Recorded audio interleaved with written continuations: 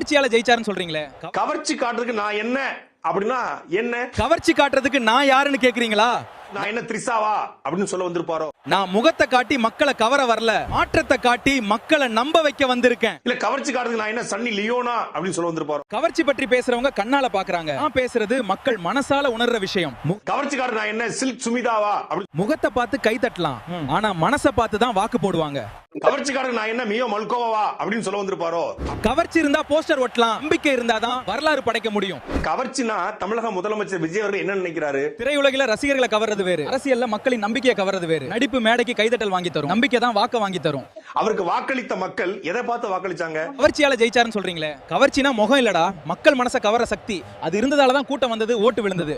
Nelson Mandela மாதிரி விஜய் அவர்கள் 24 வருஷம் ஜெயில இருந்து மக்களுக்காக வந்திருக்காரு அப்படிங்கா வாக்களிச்சாங்களா? ஜெயிலுக்கு போறது சாதனை இல்ல பாஸ், சொன்ன வாக்குறுதியை நிறைவேற்றது தான் சாதனை. இல்ல முத்துராமலிங்க காமராஜர் வஉசி மாதிரி மக்களுக்காக போராடி 9 ஆண்டுகள் ஜெயில இருந்திருக்காரு அப்படிங்கா வாக்களிச்சாங்களா? ஜெயிலுக்கு போனதுக்காக ஓட்டு போட மாட்டாங்க சார். இல்ல பகத்சிங் சுபாஷ் சந்திரபோஸ் போல நாட்டு மக்களுக்காக விடுதலைக்காக போராடி அவர் வந்து வந்திருக்காரு அப்படிங்கா வாக்களிச்சாங்களா? இங்க போராட்டத்தா புகழ் தேடினீங்க, அவர் நம்பிக்கையால் மக்கள் மனசை தேடினார். அதன் திரையில நடிச்சாரு, திரையில பாட்டு பாடினாரு, திரையில நடனம் ஆடினாரு, திரையில சண்டை போட்டாரு,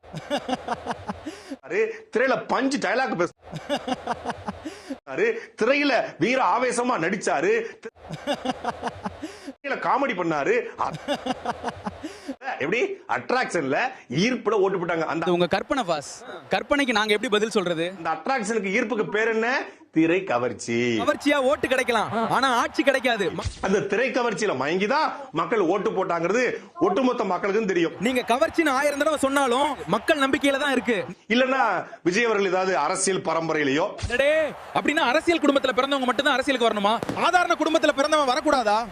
மக்கள் போராட்டத்தில் நின்று வென்று அந்த போராட்டத்தில் வந்து மக்களுக்காக நல்லது பண்ணி அரசியலுக்கு வரல. போராட்டம் பண்ணினவங்க எல்லாரும் தலைவர் ஆகல, தலைவர் ஆனவங்க எல்லாரும் போராட்டத்துல இருந்ததும் இல்ல. ஏன் மாமாவை விட விஜய் மாமா தான் பிடிக்கும் அப்படின்னு ஒரு பொண்ணு சிரிக்குது. அது கவர்ச்சி வேற, அன்பு வேற. பாத்துட்டேன் விஜய்னாவை பாத்துட்டேன், கொல்ல அழகு வாவ் அப்படின்னு சொல்றாங்க. அதுக்கு பேர் என்ன? கவர்ச்சி பார்த்த உடனே வரலாம், அன்பு பல வருட நம்பிக்கையால தான் வரும். என்ன இப்படி பிடிச்சி இப்படி எறியதும் இப்படி கொடுத்து இப்படி எறியதும் அதுக்கு பேர் என்ன சார்? கவர்ச்சி தானே. கவர்ச்சி கண்களை ஈர்க்கும், அன்பு இதயங்களை இணைக்கும். இந்த மும்தாஜுக்கு வடிவேல் கொடுத்த மாதிரி உங்க கண்ணாடியில நீங்க உள்ள உட்கார்ந்துக்கும் போது அப்படின்னு முத்தம் கொடுக்குறானே, அதுக்கு பேர் என்ன? கவர்ச்சி தானே. ஆனா ஒரு தலைவரை பார்த்து மக்கள் உணர்ச்சி வசப்படுறாங்கன்னா அது கவர்ச்சி இல்ல, அது பாசம், நம்பிக்கை, அன்பு. அப்புறம் வேற எதுக்கு சார் ஓட்டு போட்டாங்க? கவர்ச்சி தானே. ஜெயிக்க காரணம் என்ன? மக்கள் யாரை நம்புறாங்களோ அவர் தான் தலைவர். மக்கள் தேர்ந்தெடுத்த முடிவுக்கு வருத்தப்படல, நீங்க தான் இன்னும் ஜீரணிக்க முடியாம வருத்தப்படுறீங்க.